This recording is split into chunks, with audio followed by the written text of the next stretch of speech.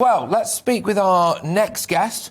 It's former UKIP leader, Henry Bolton. Henry, thank you very much for joining us. Hi, Look, Patrick. we're asking the overall question, could this have been avoided? Could this incident in the Channel have been avoided? The loss of at least 27 lives. What do you think? Simple answer, Patrick, and the answer is yes. Why weren't they prevented? Well, let's come up with another simple answer at this stage, and that is lack of political will, lack of political courage, and frankly, incompetence on both the UK side of the Channel and the French side. But what I liked about what I was just listening to what you were saying just now, and what I liked about that, Patrick, was your sort of point that actually, could we not do more at the point of origin? The point of origin of the migrants? And the answer is yes, of course we could. And in fact, there are three principles to sort of border management in terms of dimensions, as well as land, sea and air. And those are international, regional, so in this case, Europe-wide, and national. Now, at the moment, the focus seems to be on our bilateral border with France. And we can maybe come back to that in a moment. But the fact is that if you want to manage your borders properly, you have to identify all the risks and the threats and the challenges to those borders, which generally emanate from outside, and they travel, such as migrants, such as weapons, such as narcotics, and so on.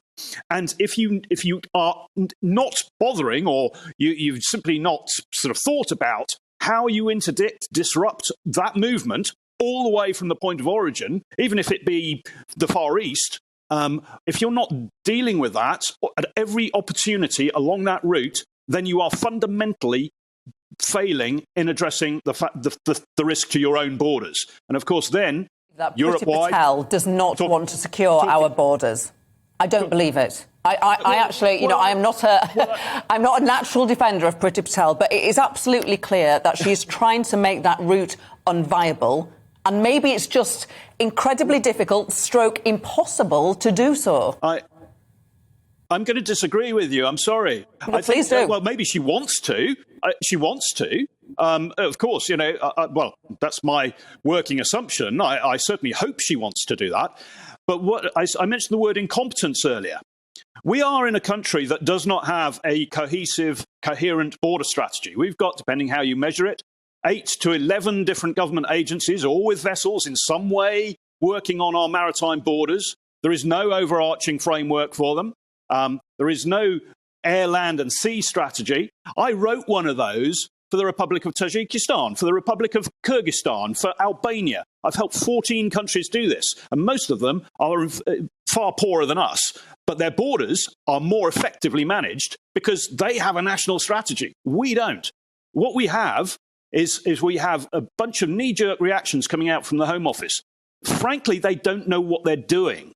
And that is the problem here. They are struggling to find solutions in the Home Office. This is an all-of-government effort that's required here. Diplomatic effort, military effort, intelligence effort, policing effort, and I'm talking about police now, border force effort, maritime and coast guard agency effort. And if we've not got a coherent strategy overarching all of that, then frankly, we've got some major weaknesses there. And that's why I say there's not really any government effort going into this work. Why are we unable, as well, to stop the procurement and the distribution of these boats? I mean, look, at the end of the day, more boats than ever before of this nature have managed to find their way to that particular part of Calais. I mean, right. No boats, no crossings. Why are we unable to do that? The full might of the European intelligence service can't stop a few dinghies being delivered. Well, first of all, Patrick, very good point.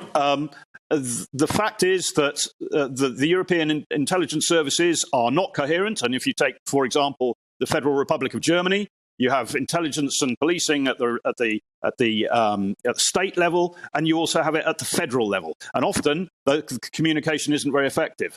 And in fact, there's always been competition and a problem with leakage through the European Union to organised crime groups. And in fact, it applies to military security as well. So there is a leaking problem there in the European Union. Second thing to remember is that the European Union manages or is responsible for policy on its external borders. It's the European Union policy and failure that is allowing these people to enter the European Union in the first place. There are no internal borders in the European Union, so they travel to France.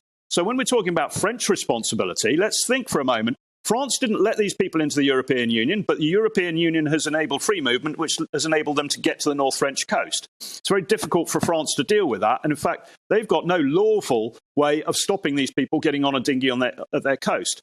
The French argument is that it's up to us to stop them crossing into the UK and to reduce the motivation for doing so. And I think they have a point. That said, France, it could do more. Of course, put it in the whole context of the arguments over fishing and so on. But France could certainly do a lot more on this, even if it's just police officers trying through their own communication skills to persuade migrants not to embark on that journey. But they're not. They're not even doing that. So there's a whole layered series of solutions here. Diplomatic, refugee camps, trying to address things at the point of destination, corruption in other countries. But we also need to sort out our own borders to get some coherence there. Henry, sort of an unrelated question. Are you still involved with UKIP? Does that party have any future anymore?